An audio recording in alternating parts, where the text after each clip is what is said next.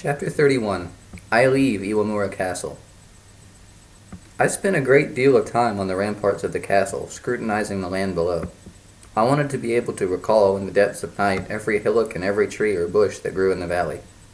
I was planning to leave on the first cloudy moonless night and had gotten a cloak as black as any ninja ever wore. Although I was busy preparing myself for the task that Lord Akiyama had ordered me to accomplish, my thoughts would often return to Lord Zakoji's daughter, Aki. I had obeyed her father and not written to her, but at several times I had seen her, and her eyes had spoken, although we had been mute. Finally, when the weather seemed to be changing and the moon was new, I decided to ask my servant Yoichi to try to arrange a meeting between us. Part of the upper castle was occupied by Lady Akiyama. Part of the upper castle was occupied by Lady Akiyama and her attendants, and they walked on the ramparts on fair days. There, I was told, Aki-hime would be waiting in the hour of the ram. Should anyone see us, it would look like mere chance that we had met.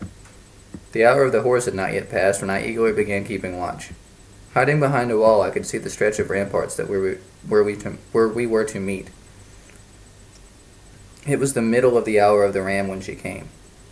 At first I almost ran, but then I remembered we were meeting by chance and walked slowly towards her. When she saw me, she turned her face away and stood looking at the valley below. Until I said her name, she did not realize that we had never spoken to each other before.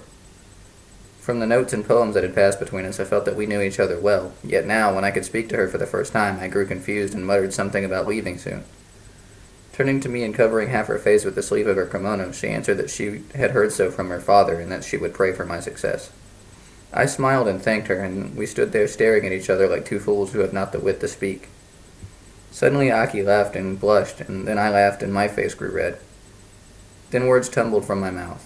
I told her I would come back and that I would protect her and 1,000 other things that all meant I loved her and would all sound foolish if written down. While I spoke, Aki stood with her head bent. When I had finished, she looked at me for a moment and smiled.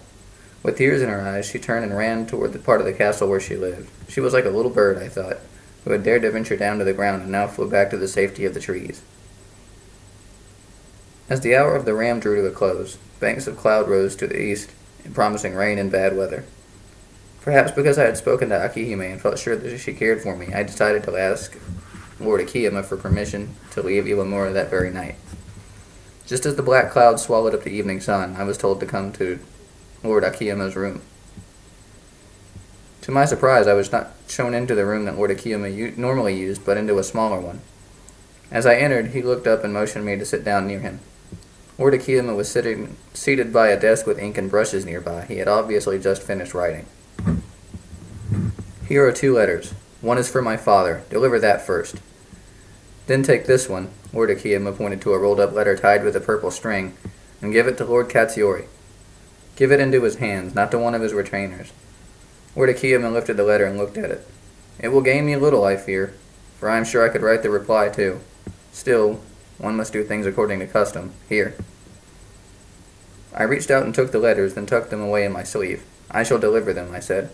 At my words, a fleeting smile appeared on Lord Akiyama's face. If, contrary to my expectations, Takeda Katsuyori will come to my aid, have a fire lit in the mountains that we may see it clearly. Lord Akiyama turned toward the back of the room, where a sliding door was partly open. Everyone must fight a last battle before he dies. It is bitter to say goodbye to life when the blood in your veins still gushes like a river in June, Taro. Yet one must strive to pass out of this world with dignity. Behind the screen, I thought I heard a slight rustle of silk against silk. Lady Akiyama is there listening, I thought, and he knows it.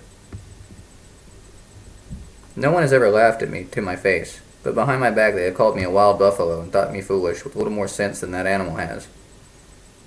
Lord Akiyama paused and a bitter smile crossed his face. Takeda Shingen called me Haruchika. He was my friend, and I shall be loyal to his son. For if all sense of loyalty is gone, what will happen then? Sometimes I think that is melting fast, like last year's snow. But my lord, I objected, if we are to be loyal, have we not the right to demand loyalty from those whom we serve? Should we demand loyalty from the emperor before we would serve him, like a shopkeeper in the market who asks for payment before he will hand over his wares? I shook my head. I wanted to say that Takeda Katsuyori was not the emperor of Japan, but I did not dare. Lord Akiyama looked down at the dirt that was stuck in his sash. I could never shave my head, Taro. Although Lord Akiyama spoke my name, his face was turned towards the half-open door. I would make a poor priest. I could lead no one towards Buddha. A priest's robe may hide a sword, but I shall wear mine openly to the last. I do not wish to die. Lord Akiyama sighed. Especially now. Sometimes an old cherry tree will flower more beautifully than one that is young. Its tender blossoms will hide gnarled branches. A sound like a sob came from behind the screen, and Lord Akiyama turned almost angrily toward me. You have heard me, he said. Now be on your way. I will, my lord, I mumbled in my embarrassment. I rose to go, but before I reached the door, Lord Akiyama called out, Harutomo! Obediently I turned. Lord Akiyama was smiling. Taro, my lord, I said, as I thought, that is how he looks when he smiles to her, to the lady behind the screen. To me, yes, you are Taro. It is the name I gave you long ago. But to everyone else, you are Murakami Harutomo, one of my most trusted retainers. Lord Akiyama lifted his hand as a sign of dismissal. I bowed and left, and I never saw him alive again. I planned to leave in the night when the hour of the rat was over. It was raining hard in the dark, and it was as dark as I could wish. I was dressed totally in black and had smeared soot on my face. I even allowed my teeth to be blackened. I had kept the secret of my departure from everyone, only my servant knew. I carried Lord Akiyama's letters in a leather bag around my neck. Although my swords were cumbersome, I wore them. Yoichi was heartbroken to see me leave and begged to be allowed to accompany me. There was a secret exit from the castle, but I feared that it was not as secret as some believed, so I decided to descend on a rope at a place where the wall was not heavily guarded below. Here, too, a few bushes and trees grew fairly close to the wall. These would make it easier to hide. I fastened the rope on a rock jutting out from the top of the rampart and then let it down. The last human face I saw in Iwamura Castle was Yoichi's as I climbed down into the darkness.